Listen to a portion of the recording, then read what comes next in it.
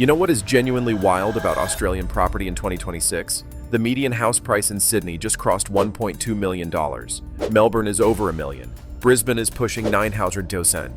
And people have accepted this as normal. They have accepted that owning a home means a 30-year mortgage, 2 incomes, and a permanent state of financial anxiety. But here is what nobody talks about. While every headline screams housing crisis, there are towns scattered across this country where you can buy an actual house on actual land for less than a new Toyota Hilux. 3-bedroom homes with verandas and gardens, some with median prices under $100,000, a few with homes selling for under $50,000.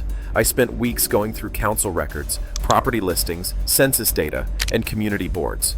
I contacted agents in towns most Australians cannot point to on a map. I talked to retirees who sold up in Sydney or Melbourne, bought outright in these places, and still had money left over. What they told me was consistent. The trade-offs are real, but so is the freedom. 15 towns ranked from affordable to genuinely almost free. And wait until you hear about number 1, because what is happening on Tasmania's west coast right now is something I have never seen anywhere else in Australia. Let's get into it. At number 15, Tarra in Queensland. Population approximately 1980, about 340 kilometers west of Brisbane, roughly 4 hours drive. Median house prices between $13,000 and $18,000, with livable homes from around $8,000. Here is what makes Tarra genuinely surprising.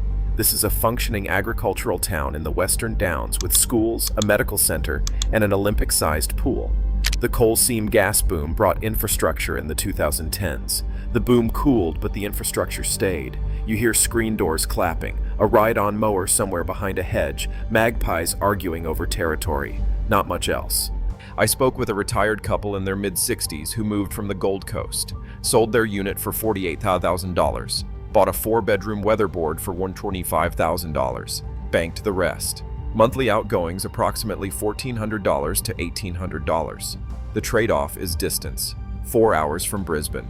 Medical specialists mean a drive, but for retirees wanting a genuine rural community with actual services, Tarra delivers more than most people expect from a town they have never heard of. At number 14, Warracknabeal in Victoria. Population around 2,600. Located 330 kilometers northwest of Melbourne, roughly 3 hours 45 minutes drive. Median prices $15,000 to $2,000, some under $1,000. Here is what makes Warracknabeal genuinely interesting. It is the commercial center of Yarriambiack Shire with a hospital, high school, supermarket, and golf course. Established in 1861, the name means place of big gum trees in Watjobaluk language. You hear wheat trucks, the creek if there has been rain, and cockatoos screaming across the sky. Not much else. A retired teacher in his late 60s moved from Adelaide, bought a 3-bedroom brick veneer for $135,000, and has not locked his front door in 3 years. The trade-off is Mallee summers hitting 40 degrees, a wheat belt town that kept its services while the cities kept their prices. At number 13, Norseman in Western Australia. Population approximately 700, located 726 kilometers east of Perth, about 7 hours drive. Median prices $7,000 to $11,000, some under $6,000. The last proper town before the Nullarbor, founded in 1894 when a horse named Norseman kicked up gold. Documented history, not folklore. You stand on the main street and the sky is enormous. You hear wind, a crow, the tick of tin expanding in the heat. A semi-retired couple bought a 3-bedroom for $75,000. Monthly cost $1,200 to $1,500. The trade-off is genuine isolation. Kalgoorlie Hospital is 2 hours north. But a house for the price of a family car in a town where a horse literally kicked up the future from the dirt. At number 12, Kambalda West in Western Australia. Population approximately 2,700, about 630 kilometers east of Perth, 60 kilometers south of Kalgoorlie. Median prices $12,000 to $16,000, some under $8,000. Built specifically as a nickel mining town in the 1960s with a lake, parks, and wide streets designed for a proper community. The nickel price collapsed in the 1990s, but the infrastructure stayed. You drive in, and the first thing you notice is the lake. Red granite shores, water birds, a walking track. A widow in her early 70s bought a duplex for $95,000 and joined the bowling club in her first week. The trade-off is the mining cycle, a town designed to be a community that kept being one even when the economics said it shouldn't. At number 11, Peterborough in South Australia. Population approximately 1,700, about 250 kilometers north of Adelaide, 3 hours drive. Median prices $9,000 to $15,000, some under $7,000. Here is what makes Peterborough genuinely special. A railway town where 3 different rail gauges once met. Founded in 1880, originally named Petersburg before being renamed in 1917 during anti-German sentiment. The roundhouse, locomotive sheds, and workers' cottages still stand. About half the population comes from different parts of the world. A UK pensioner, aged 68, founded online from Manchester, bought a stone cottage for $85,000. Her pension goes 3 times further than it did in the UK. Monthly costs for a single pensioner approximately $1,000 to $1,300. The trade-off is genuine quiet. No cinema, limited dining, Adelaide 3 hours away. A railway town frozen at the moment trains stopped being important. Preserved in stone and steam. At number 10, Bourke in New South Wales. Population approximately 2,700, located 800 kilometers from Sydney, 360 kilometers from Dubbo. Median prices $1,000 to $16,000, fixer-uppers from $5,000. Here is the thing about Bourke that most coverage misses. Everyone knows the expression, but Bourke itself has a hospital, schools, supermarkets, and a genuine community on the Darling River. In the 1860s, it was one of Australia's busiest inland ports. Henry Lawson came in 1892, and the landscape informed the most important bush literature ever written. You stand on the old wharf at sunset, and the river moves slow and brown beneath red gums. The light goes golden, and the air smells like red dust and eucalyptus. A retired grazier in his early 70s told me people judge Bourke from the highway and never stop. He said the river is the reason people stay. It gives the town its soul. Monthly outgoings approximately $1,300 to $1,700. The trade-off is everything the expression suggests. Remote, hot, real social challenges that need acknowledging. A river town that once shipped Australia's wealth downstream, now waiting for people to realize it still has plenty to offer. At number 9, Queenstown in Tasmania. Population approximately 2,000, about 260 kilometers from Hobart, 4 hours drive. Median prices $14,000 to $2,000, some under $12,000. Here is what makes Queenstown genuinely unlike anything else. The landscape is lunar. A century of copper smelting stripped the hills bare. The colored rock slopes glow orange, pink, and gray, looking more like Mars than Tasmania. Regrowth has started, but the scars are monumental and strangely beautiful. Established in 1893 during the Mount Lyell rush, you walk through and you hear rain, over 2,400 millimeters per year. Rain on iron roofs, rain in gutters, rain dripping off heritage verandas. The Empire Hotel still stands. The Paragon Theatre still screens films. An artist in her early 50s moved from Melbourne, bought a 3-bedroom for $95,000, converted the front room into a studio. She said the community accepted her faster than any place she has ever lived because everyone who chooses Queenstown has chosen to be different. Monthly outgoings approximately $1,500 to $1,900. The trade-off is the weather and isolation. It rains constantly. Nearest major hospital is Burnie, 2 hours away. A mining town the landscape swallowed and then slowly started to forgive. At number 8, Zeehan in Tasmania. Population approximately 700, about 35 kilometers from Queenstown. Median prices $13,000 to $21,000. In the 1890s, this was Tasmania's 3rd largest town. Population over 8,000, 14 hotels, a stock exchange, a school of mines, the Grand Gaiety Theatre that still operates. Then the mines closed and 90% left within a decade. What remained was a town built for 8,000, inhabited by 700. Grand facades beside empty lots. The West Coast Pioneers Museum houses one of the finest mineral collections in the Southern Hemisphere. You hear wind through heritage ruins, rain on iron, the occasional car passing through to somewhere else. The silence between these sounds is enormous. A retired couple from Sydney bought a 3-bedroom for $11,000. She said she has joined the Historical Society, tends the community garden, and for the first time in her life feels genuinely no urgency about anything. Their pension covers everything with money left over. Monthly outgoings approximately $1,300 to $1,600. The trade-off is isolation and enormous rainfall, a grand silver city that shrunk to a village but kept its Victorian buildings as monuments to what it briefly was. At number 7, Andamooka in South Australia. Population approximately 300 to 400, about 600 kilometers from Adelaide. Median price is $6,000 to $100,000, some under $5,000. Here is what makes Andamooka genuinely fascinating. An opal mining town that never got planned. No sealed roads, no street numbers on half the houses. Dugouts carved into earth alongside corrugated iron shacks. Founded in 1930 when boundary riders found opal on the surface. You stand here at dusk and the silence is absolute. No traffic, no grid hum. You hear wind across the gibber plane and nothing else. Not even crickets. The stars are so thick they look false. No traffic noise. No hum of electricity from a grid, because most of the town runs on solar and generators. A retired miner in his early 70s told me people come for 2 reasons: running away or running towards. The ones who stay are always the second type. He still digs on weekends. Monthly costs $1,000 to $1,400. For UK pensioners, roughly $500 to $700 per month including ownership. The trade-off is unconventional living. No sealed roads, limited reception, 45-degree summers. Nearest hospital Roxby Downs, 30 kilometers away. But for anyone genuinely seeking to live outside the system, Andamooka is not a compromise. It is a philosophy.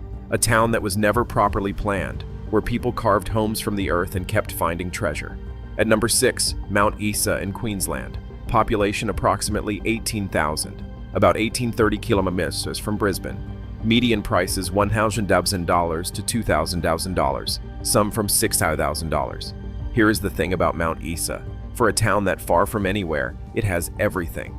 Hospital with surgical capability, high schools, supermarkets, sporting facilities, a civic center. Established in 1923 around one of the most productive mines in world history. You know what genuinely strikes you? The sunsets. Mineral dust creates colors painters would not dare use. Reds, purples, golds going on for an hour. A nurse in her late 50s moved from Townsville, bought a 3-bedroom with a pool for $13,000. She said her kids played every sport available because the town genuinely has sporting infrastructure. You learn to love the heat or you leave, she said. She loves it. The trade-off is 40-plus degree summers and Brisbane is a full day's drive. But you get real services, real community, and a house with a pool for less than a parking space in Sydney. A mining city doing the hard work for a century without the credit it deserves. At number 5, Broken Hill in New South Wales. Population approximately 17,000, about 1,100 kilometers from Sydney but only 500 kilometers from Adelaide. Median price is $13,000 to $27,000. Miners' cottages from $35,000. Here is what makes Broken Hill genuinely extraordinary. This is a city with galleries, restaurants, a regional art collection rivaling metropolitan museums, and a creative community attracting artists since the 1960s. BHP was founded here. The Royal Flying Doctor Service was established here. The Australian Labour Movement was forged here. The light is extraordinary. Clean, sharp, hyper-real. The same light that drew Pro Hart and the Bushmen of the Bush. Heritage buildings line streets with ornamental ironwork and painted facades. You hear wind off the plains, galas wheeling overhead, and music drifting from somewhere because this town always seems to have music playing.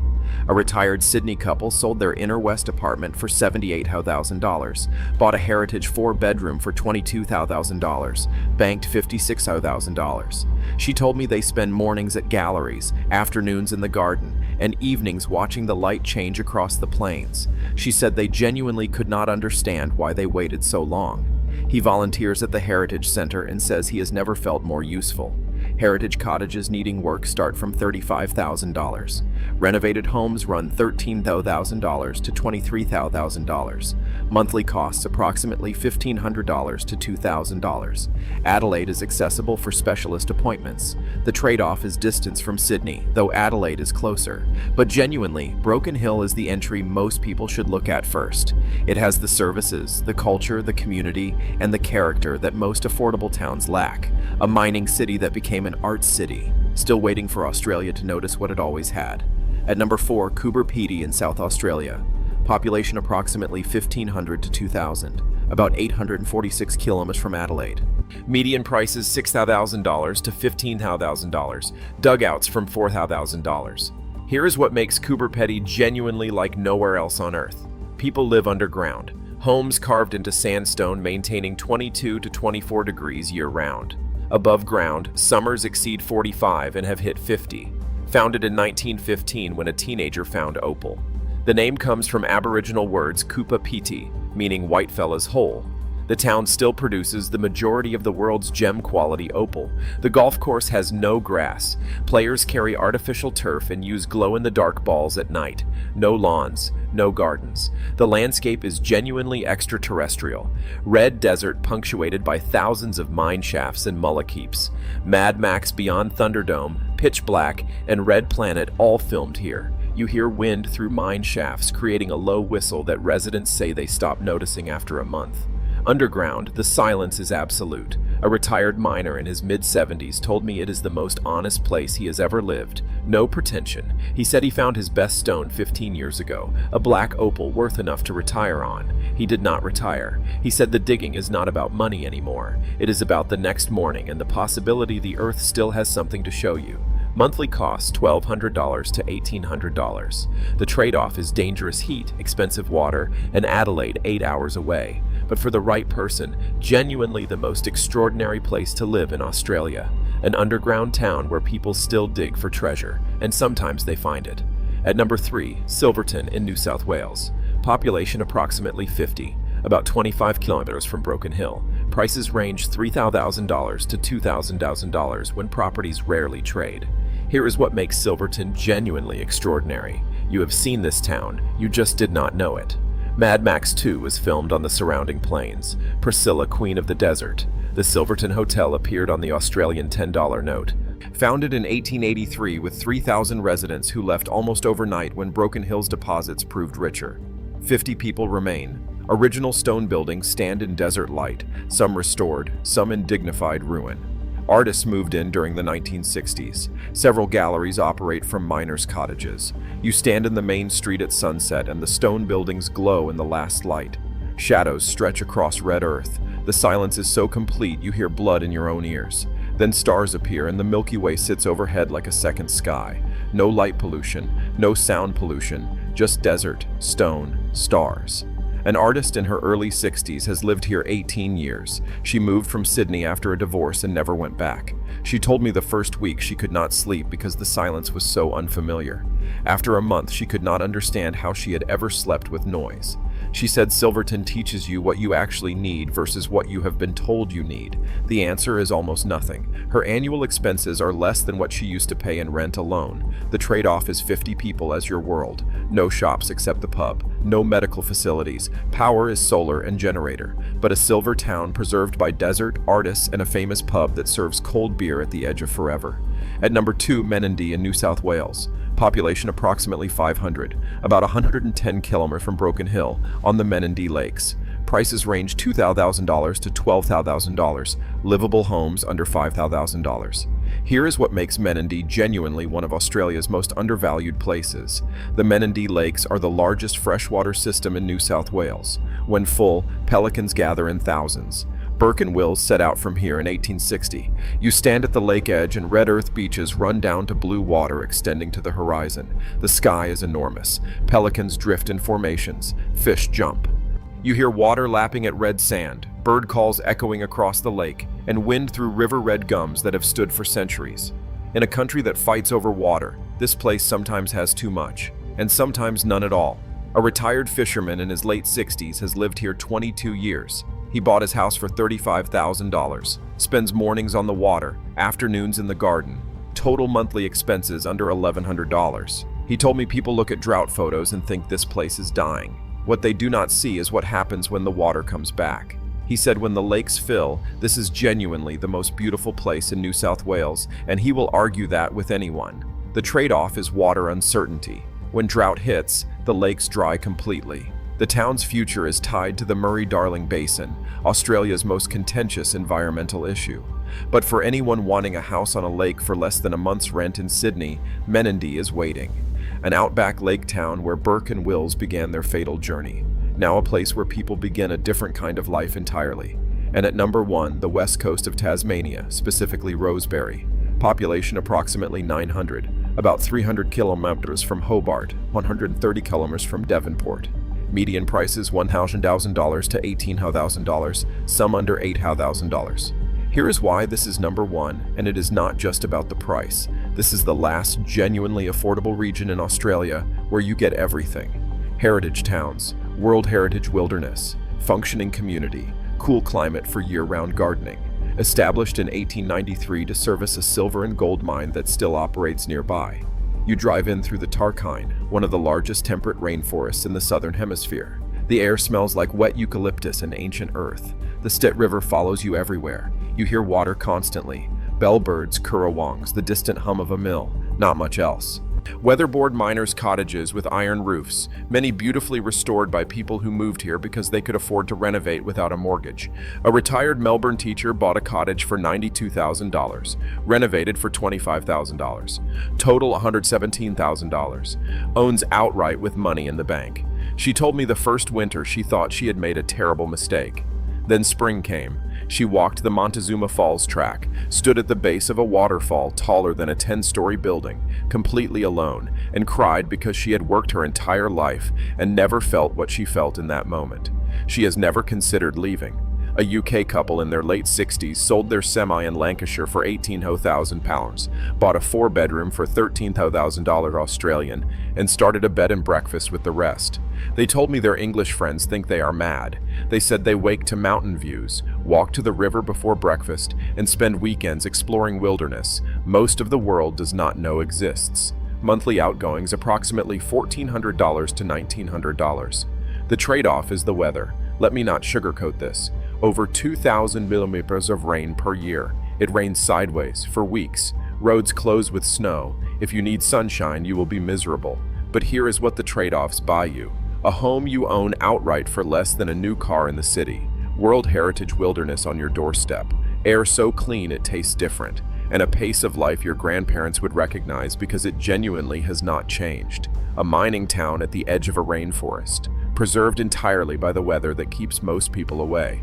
So there you have it. 15 Australian towns where owning a home is not a fantasy reserved for dual-income families with 30-year debt. These are real places with real communities, real challenges, and real opportunities for anyone willing to trade proximity for freedom. Let me be brutally honest about who this is not for. If you need a barista within walking distance, keep scrolling. If you genuinely need regular specialist medical care and cannot travel, most of these will not work. If a town of 500 people feels like claustrophobia rather than possibility, this is not your list. If you are chasing capital growth and investment returns, buy somewhere else. These towns are cheap for reasons that are not going to change. But this is for you if you are tired. Tired of rent increases, tired of mortgage stress, tired of working until you are 70 to pay off a box in a suburb where you do not know your neighbors. If you are a retiree told the pension is not enough, these places prove it is, if you rethink what enough looks like. If you are a UK or European pensioner looking at Australian property and assuming you cannot afford it, you are looking in the wrong places. The Australia your grandparents described, where a working person could own a home and community, genuinely meant something more than a marketing word on a developer's billboard. That Australia did not disappear. It moved further out, to places most people stopped looking. The homes are there, the communities are there. The only question is whether you are willing to go where they are. Have you made the move? Comment your experience. If you know a town that should have made this list, tell me about it. Subscribe for realistic Australian lifestyle content that does not pretend trade-offs do not exist. Like the video so the algorithm shows this to people genuinely searching for alternatives. It makes a difference. See you in the next one.